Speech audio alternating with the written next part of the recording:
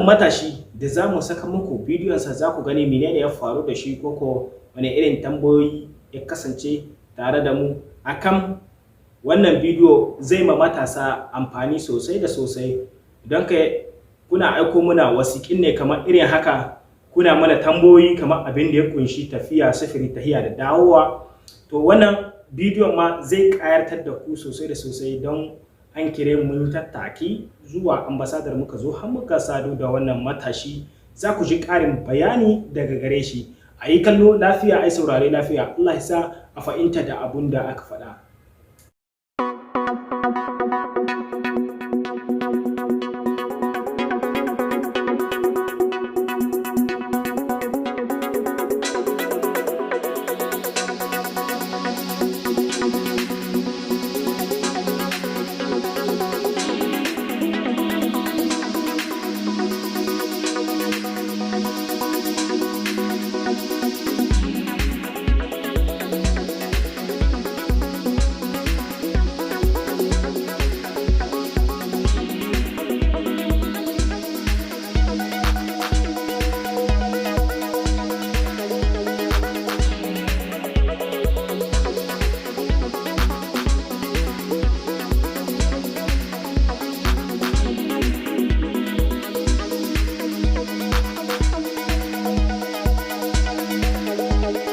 Assalamu alaikum wa rahmatullahi wa barakatuhu jama'a muna muku gaisuwa da fatan alkhairi. Kamar yadda kuke gani kai tsaye muna tare da bawan Allah da kaddara ta fada a kansa wanda mutanen da ake cewa mutanen gidan bashi ko in ce barayi suka kama shi kuma cikin ikon Allah Ubangiji ya kubutar da su daga hannun wayannan azzalumin mutane. Kamar yadda kuke gani a yanzu muna da ɗan tambayoyi da zamu mai wanda za ku ji amsa da kuma irin bala'i da abubuwan da suka same su a hannun wa'annan mutane. To da farko jama'a za su san sunanka. Sunana Sa'idu. Sa'idu ba. Sa'idu Isa. To daga wani ƙasa kuma daga wani jiha? Daga jihar Damagara. Daga jihar Damagara. To Malam Sa'idu tambaya da muke da shi a kanka ko za ka iya gaya mana wato gurin da mutane suka samu damar kama ku? Lalle tun daga nan da muka tafi lafiya don muka tafi daga nan sai da muka je Musrata Mabana da muka kwana Musrata wani shekaru da safe ranar Subdu da aka ɗora ma a mota sai da muka je Shuwaira kan nan ma'aikata suka kama mu muka yi sati guda a wurinsu sai da dai aka suka saida muka nan sai suka ɗauko ma yau daga Shuwaira suka maido mu wajen wanda suka sayi mu nan Banula muka kwana 35 wasu sun biya kudinsu wajen 165 a cikin mama dukkan wasu sun biya kudi a 12,000 mu 25 ne kawai biya kudi ba to ya kai daidai da wanda kai da ka biya kudin ma ba kudda ka ba wani ya kai wata wani kwanan 20 ba kudda ba irin nan da shekaran jiya da ƙarfe 4 na asuba.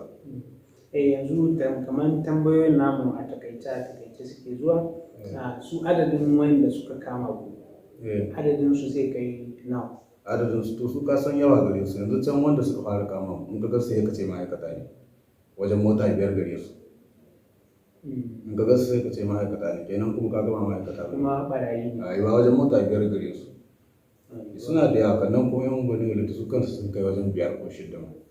To masha Allah. To sannan kamar a tunaninka ko kuma a hasashenka ko kuma a tabbacin cewa ka gani akwai kana ga tunanin akwai ɗan Nijar ɗan cikin ƙasar Nijar ko kuma ɗan wata ƙasa daban wanda ba ɗan Libya ba ne a cikinsu? Gaskiya babu ɗan Nijar sai dai akwai ɗan Eritrea shi kuma wannan gadi ne ke musu ba kamar cikinsu bai ke gadi ne ke musu biyan shi suke shi. To kamar a cikin wurin da suka kama ku za ku iya kaiwa nawa za ku kai adadin nawa kamar kuna da yawa ne ko kuma ku kaɗan? Farko dai da suka kama mu 75 suka kama mu sai da muka sati guda da ma'aikata da kannan suka karɓi kuɗin da suka sai da muka ne suka kai mai wanda suka sayi mu mun yi kwana 13 aka ƙaro mutane muka cika mu 165. Kamar wato abin da maganar ka take nufi kamar abin nasu ma kamar kasuwanci ne. Rayuwa kasuwanci ne. Wannan su siya a hannun wannan su siyar ma wa'annan. To kamar su wa'annan wanda suka kama ku da farkon kamar a tunanin ka shin kamar ikuna ne na ƙasa wanda ƙasa ta san da su ko ko a'a barayi ne suka saka rigar ikuna. to ka so wannan da wuya ne san wannan amma ka gasu da ka gasu ka san kaga ikuna na nan kasai to ba mu da tabbacin gwamnati ta san da su ba ta san da su Allah wa Allah. To yanzu dangane da bangaren fitowar ku daga gurin shin kai kadai ne ka samu damar gudu a hannun wayannan mutanen ko kuma kuna da yawa? Dukkan mu muka fito mu 163 da biyar ne ni sun muka aka idan kaga ta shi 163 haka muka fito dukka a shekarun jiya duka kowa ya wuto kamar bai ku ne kuka samu dama kuka balle kofar kuka fito ko a wasu ne suka kai muku dauki a gurin kuka samu dama fito? To ka san shi dama tun lokacin nan dai yana da mun kai wajen kwana 27 ba in muka kira akwai wanda muna tare da su yan masarauta ne muka kira na masarauta suna cewa akwai ma'aikata suna bin gida suna balliya mutane suna diriya to mu yanke musu har yau da abu bai ko gare mu to ran nan da muka cike kwana na 35 Allah da ya dalilin mu da ma'aikata ya suka ce mu da suka je don suwan cin larabu ma kashe su suka babballe gidan muka wuta irin suka kama har cikin gari kanan mu 163 wallahi gaban mu suka kashe larabu. Kamar sun samu damar kama su ne ko kuma a masayar wuta ne? Su wancan ɗaya ce suka so su laraba to su kuma ma'aikatan kawai suka buɗe musu wuta da bai gadin su dan yi litire su kaga su biyar kenan dukkan su gaban wala a kashe su kadai. To yanzu a dangane da zaman da kuka sha fama a gurin nan kamar akwai mutane da yawa da suka jikata ko kuma ya labarin abinci ta ya kuke samun abinci da kun sha? Ruwa gaskiya ruwa na hamma mai feshi abinci kuma don magana abinci duka ma babu shi kawai tunda lokacin nan gagwara da watan azumi ya kama saboda Allah mun samu albarkun azumi ana zaba da dare a bamu dabino da asuba haka mun ci sa wani lokacin tunda ya mai kwana 2-3 kan a fara azumi ba ci komai ba kawai ruwa ne muke sha tunda kaya ma ba mu da kaya amma haka nan muke sallah kawai saboda mun san ganin cikin halin da muke ci. Kana shi abinda muke son mu sani kamar daga nan Trablus kuka ciri lese fase shi kamishi wanda ya kuka ciri lese fase ya cire muku lese fase kakane shi ku tana ga hannun shi ne ko ya ba masu mota ko su wane ne waɗanga mutane muna son mu sani. Gaskiya mu wannan takarda amma ya cire ta daidai ko a hannun shi take mu bai ba mu gode ma ko da ya cire ta ba. To shi mutunan naku ne koko dan uwanku ne koko kakane aka yi koko dai irin hakan gane kun ji wani yana kamisho ko kuka zo kuka ce mu kuna son tafiya Niger sai ce muku ga motoci koko kakane aka yi muna son mu samu ƙarin bayani saboda hasken kalamun. A gaskiya ni ban san shi ba saboda Allah ya lokacin da ina gaba da tafiya. To kana tare da mutanen da sun san shi ne koya ne aka yi? Akwai mutanen da suka san shi wanda su da suka zo suka shiga gidan bashi shi ya fito da su. Su mutanen ke? Da suka shiga gidan bashi shi ya fito da su nawa ya fito da su mutane? Wannan ne wallahi ba zan iya sani ba. To kai ba tare da su kake ba? Ba tare nake da su. To ya aka yi yanzu a takaice dai ba mu labarin ta yaya ne ka samu damar ka same shi wannan dan kamasho?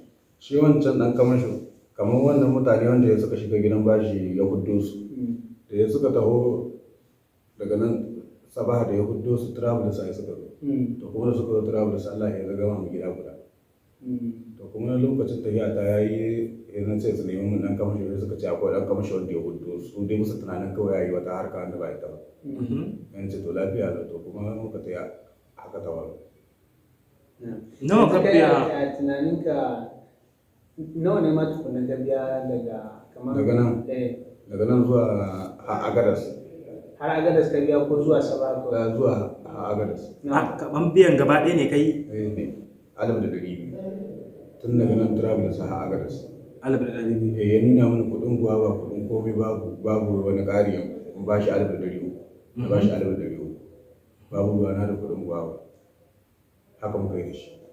Yanzu daga ƙarshe wani jan kunne za ka yi wa matasa masu son tafiya gida ko kuma ga mutanen da ba san yan kamasho yan ina ba ne su yi ko su je su biya kuɗinsu ba tare da sun san ba ma waye ne?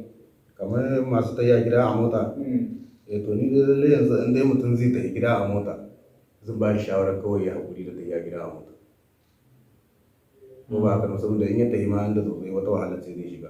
Kenan a gware ya haƙuri ko shekara nawa zai a nan Libya, Allah zai ba shi kuɗi a wajen ya tafi. Kawai ya gargaɗi da zama matasa kenan, wanda ya ce ya ɗauka, wanda bai ce kuma.